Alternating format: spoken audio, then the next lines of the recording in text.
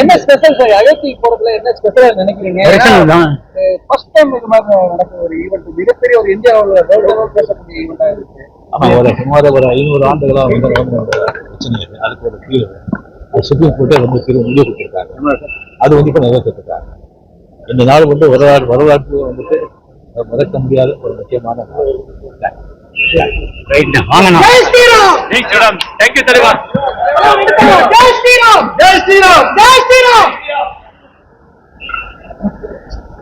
இதுபோன்ற செய்திகளை மேலும் தெரிந்து கொள்ள எங்களது யூடியூப், ஃபேஸ்புக் மற்றும் ட்விட்டர் ஆப்களை சப்ஸ்கிரைப் செய்யவும்.